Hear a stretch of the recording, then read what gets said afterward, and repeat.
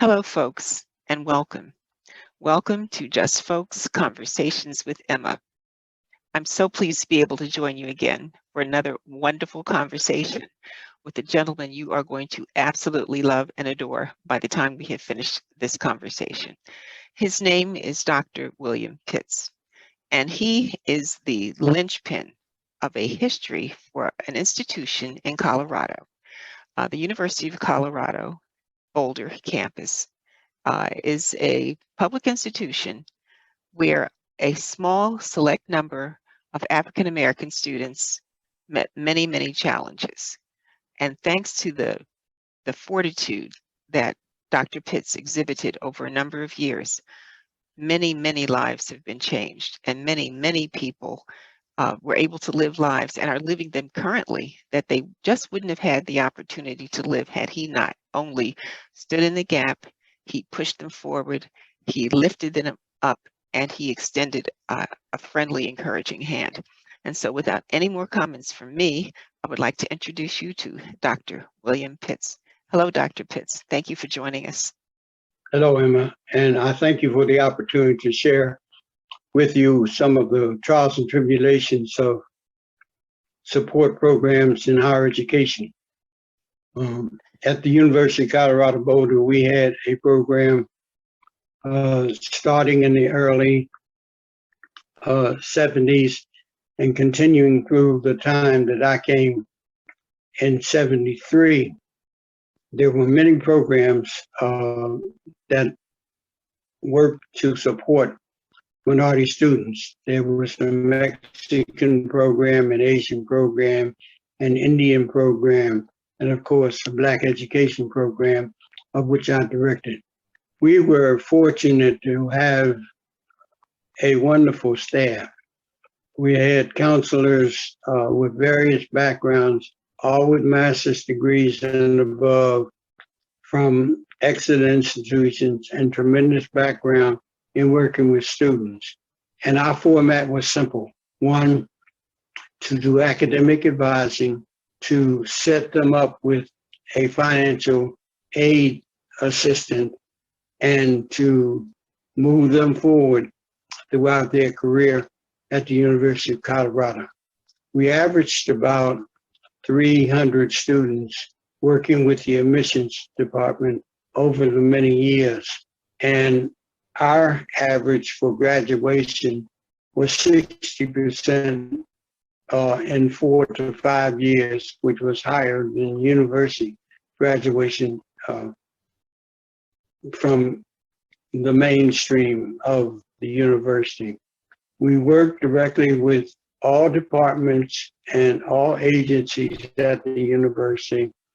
We had a counselor for every student who we recruited, and they, in addition to having an adult counselor, they also had a peer counselor who would assist them when things needed additional assistance, and we were able to move forward. We also involved ourselves with the academic programs, particularly the African American Studies program, which at that time was headed by Dr. William King. And we made sure that every student had an opportunity to take classes in the African American Studies program, which did wonderful things. It boosted their admissions, and it boosted their count for a department. And we also had an opportunity to teach them something about themselves. And we had majors in African American Studies, as well as majors in every discipline in the university.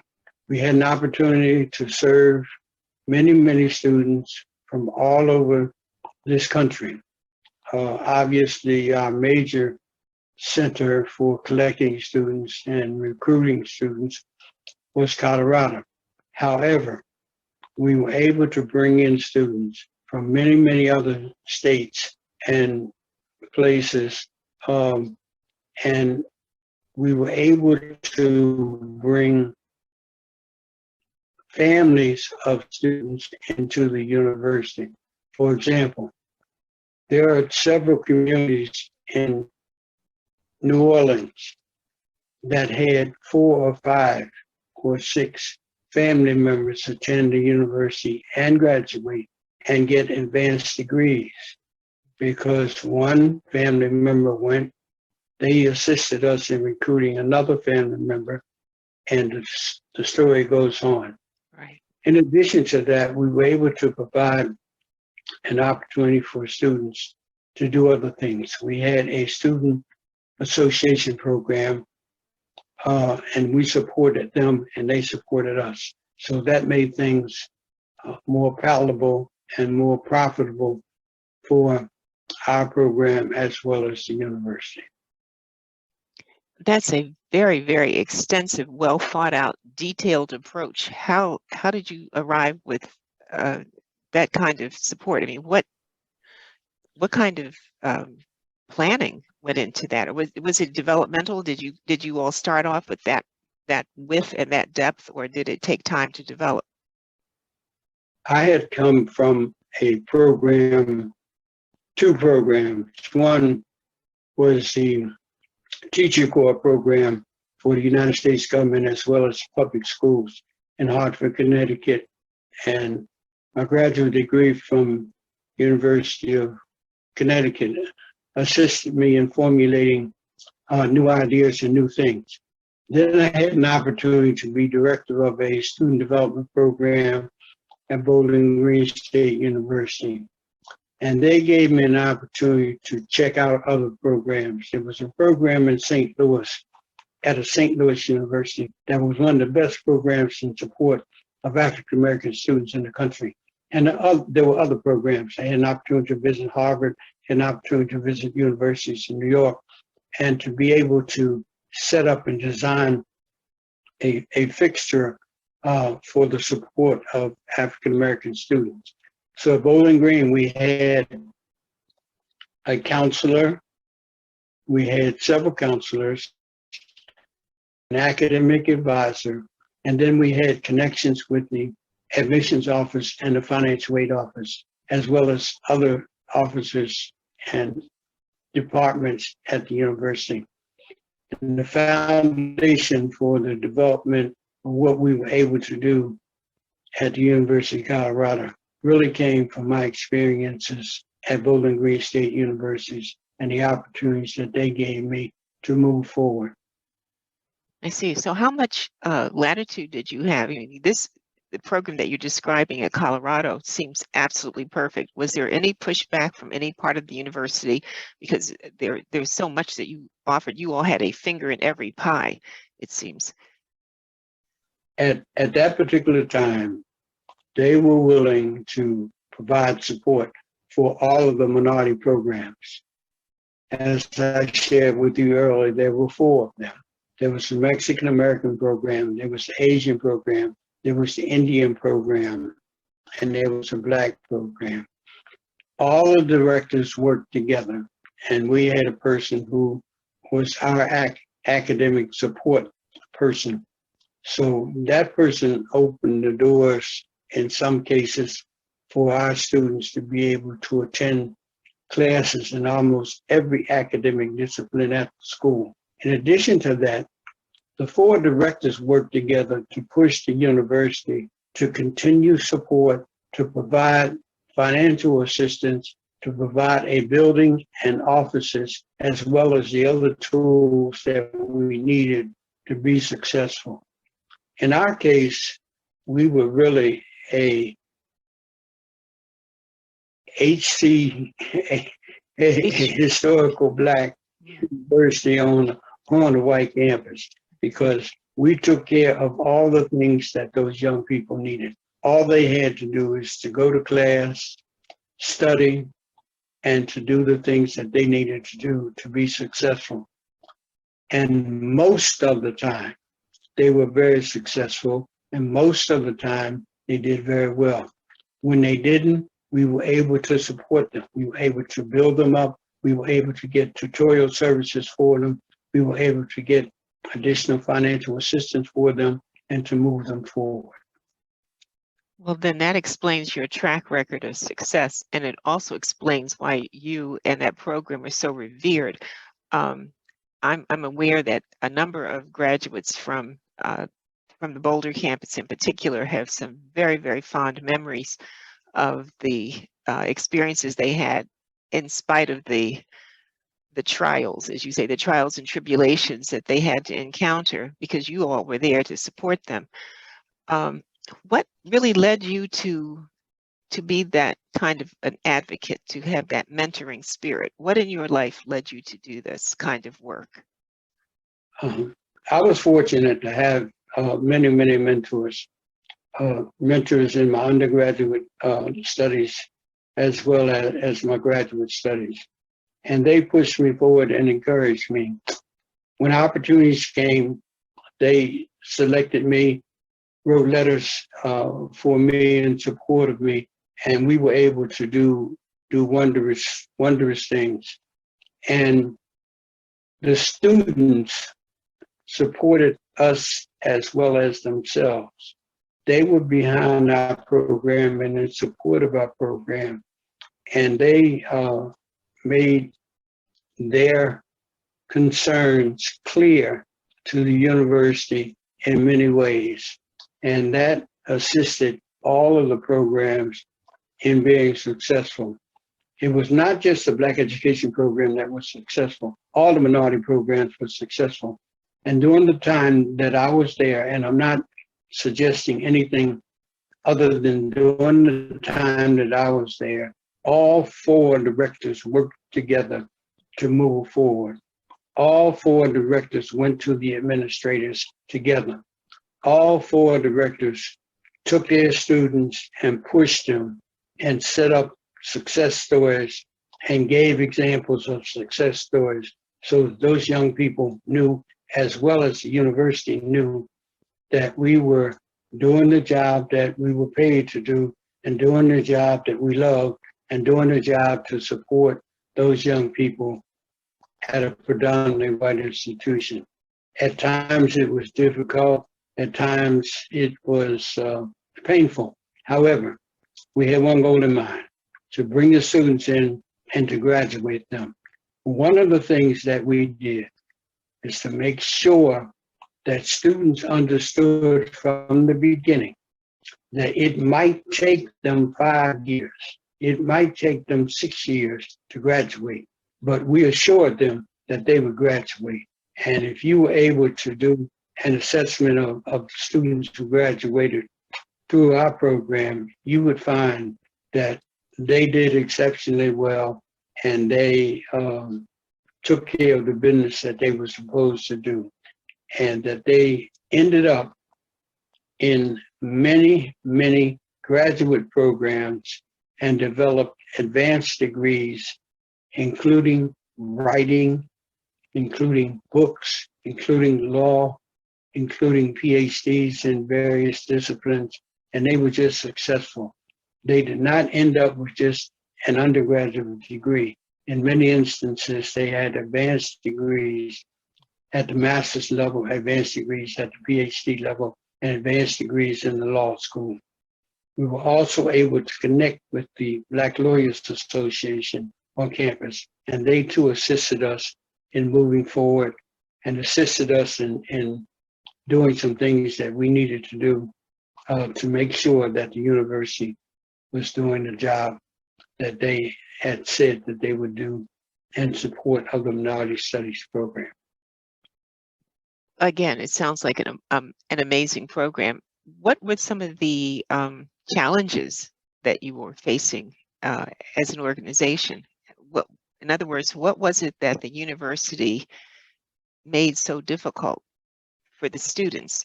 In other words, had you all not been present, if your organization had not existed, more than likely those successful students wouldn't have made it through, even if they had been admitted. So, well, what were the challenges that the students were facing? We always had a variety of challenges. They were technically school challenges. Human beings have ways of talking and discussing things, and they have ways of looking at a face and not looking at the brain. And so we had to overcome the fact that in many instances, the faculty and staff thought that our young people in all four programs were not capable of being successful at the University of Colorado Boulder. We proved them wrong by supporting our students. We proved them wrong by providing financial aid, getting the financial aid counselors to work with us, getting the admissions officers to work with us, and getting the academic departments to work with us. We knew the chairman of every academic department at the university. We knew many of the faculty members at the university. And we were able to sometimes to select faculty that we knew understood our young people and were willing to teach our young people and support our young people. So those were the kinds of things that helped us to move forward and to push forward. There were a lot of situations at the university because that was a turbulent time for schools in higher education. That was the time when we had the Kent State situation, as well as other situations at major universities around the country. But we were able to keep peace. We were able to get our students to go to class in a timely fashion and to take care of business while they were in class. And our students were successful. Our counselors stayed behind them. Our peer counselors worked hard with them. So it was a love affair with the students and staff at the Black Education Program, as well as the other 3 programs at the university. We all worked hard, we all pushed together, and we all tried to do the things that would make young people successful. Well, it And sounds. we had people coming for assistance from our program who should have been getting assistance from other programs. Such as? Those things, such as the athletics. Okay. There were some athletes who were not getting the kind of assistance that they needed, and In they came to us. In what areas? What kind of assistance? They needed academic assistance for the most part. Okay. They didn't need financial aid, but they needed academic assistance, and they needed counselors, and they needed tutors. And sometimes they were not able to get a person who could match up with them. Our tutors understood who we were and what we were about. We trained the tutors who worked with our students. So we didn't have tutors who, unfortunately, didn't think positively about the persons that they were working with. All of our tutors felt positive about the students that they were working with. So they were able to do a good job. And were these tutors drawn from the people within your program, or were they other students or folks that did not have a direct connection with University-wide. Okay. So University-wide. Okay, university-wide. There were students who were just everyday graduate students who did well in certain areas, and they would work with our students. We had our peer counselors who in most cases were sophomore and above. So they had been through some trials and tribulations during their first 2 years there. So they were able to assist students. And we had international students who worked with our students, as well as graduate students from many of the departments at the university. And they were students of different persuasions. They were tutors of different persuasions. Okay, well, it sounds like you probably had a waiting list of people who wanted to get involved in your program, because it takes a lot of people to keep all those parts moving. How did you? Well, we were always trying to get additional assistance, because what you suggested is very true. We did have times when we were lacking in tutorial assistance in certain areas. But we kept pushing the administration and kept pushing the person who worked with us as the chairperson for the minority studies EOP programs, always pushing for them to get us additional assistance, financial and otherwise. So because we were doing a good job, because we were successful, we did get assistance from various parts of the university who, during the early years, were not supportive at all. Well, that becomes a testament then, I guess success breeds success. And you were clearly demonstrating that you all had the keys to success. What kind of person were you as a young person, as a child perhaps, that drew you into this area, this way of helping people? Well, as I shared with you earlier, my mother was a teacher, and my family, my nuclear family, were all concerned about us moving forward. It was a difficult time in a small community of Chester, Pennsylvania, and so we had segregated elementary, middle, and junior high schools, and one high school. So my mother, as well as my family members, my aunts, uncles, cousins, all pushed to make sure that we got all we needed from education. In the public schools, because we went to predominantly African American schools, you didn't have much choice. The teachers stayed on you to do your work and to be successful because they knew what was ahead for you. And they knew that ultimately you had to go to an integrated high school. So they worked with you and trained you and taught you everything that you needed to know.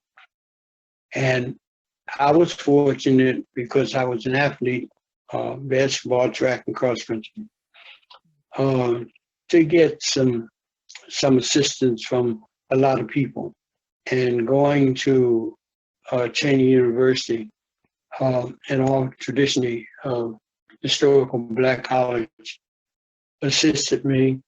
The faculty at that school treated you like you were their child, and they worked with you to make you go forward. In addition to that, they encouraged you to go to graduate school. So as soon as we came out, we had already applied to a graduate school, various graduate schools in and around the state as well as out of state. So, that consistency was there. At our high school in Chester, Pennsylvania, most of the teachers, and it was an integrated staff, most of the teachers worked hard with you because they didn't have a choice. You were there, and they had to work with you. And they did a good job. There were exceptions, of course. And I was fortunate, as I said earlier, because I played low ball and we had championship basketball teams, to be able to move smoothly through the academic tests at Chester High School. And we had PhD professors at the high school in science and in English and in math. So we were well prepared by the teachers at the high school to be ready to go to any college or university in and around the community or anywhere that we wanted to go. So I was supported a long time. And then I had an opportunity to spend time in the military and to take advantage of that, and then to learn through being in special education at times as a teacher to learn about different ways to work with young people. So my being a teacher was helpful because I learned different ways to approach students rather than just one way of dealing with the young person. I learned several ways. And then in graduate school, the opportunity, the doors just opened wide. And I had an opportunity to work with all kinds of persons, with all kinds of faculty, with all kinds of psychologists, and they just broadened my opportunities to learn. And then when I had an opportunity to go to Teacher Corps and worked in Teacher Corps for 3 years, training teachers in the public schools in Connecticut. We were trained by professionals from the University of Massachusetts, and we learned a variety of techniques that enable us to be able to approach students, to be able to deal with students, to be able to deal with faculty. And those were the things that assisted me. And many of my bosses served as mentors for me. And they enabled me to learn. They opened the doors for me and they set the stage. Wow, well, that is quite a journey that you've taken, and it seems as though at every turn there was an opportunity for you to learn something new, and that you were able to take advantage of that because that was your mindset, your intention. It's been a wonderful life. You have lived a really wonderful life, and it's been a purposeful life that you have been able to share your blessings with so many others. In December of 2021, you were honored by some of your former mentees by the Black and Gold Project Foundation, which is located in both Baltimore, Maryland, and Colorado. And actually is headed by someone I know very well, my husband, Michael Brody. And you were one of the honorees as a director of the EOP program. That was a wonderful event. And I know we had some technical difficulty, getting you into the program because, with the age of Zoom, sometimes things don't work as planned. But I would like to say that the comments that were made were joyous. Everyone who was able to participate had a personal experience of success and a very fond memory to share with everyone who attended. Is there anything that you feel that looking back over your life that I won't say that you left out? Was there any things could be everyone's life can be very different, sometimes just based on one little decision. Is there a decision that was a real turning point for you in terms of how your life has been led? Well, I'll just finish with this. The opportunities did become available, and I was able to take advantage of them. Leaving my hometown was a tremendous situation. I had a lot to think about, but being able to move from community to community, be able to get training in many institutions, be able to get first-class training from professors and mentees of all stripes enabled me to be curious, to think about the possibility of how all people could improve and to be able to move forward. And I'm thankful to all of those wonderful students who did great things and are doing great things. All of those teachers, all of those lawyers, all of those doctors, and all of those PhDs that are just working well all over this United States, who were a part of programs that I was a part of at various universities, and specifically at the University of Colorado Boulder. And I'm thankful. We have poets, we have lawyers, we have doctors, and we have many, many others in all professions. And these were young people who were given an opportunity, took advantage of the opportunity, and excelled. And we are thankful. And I'm thankful to you.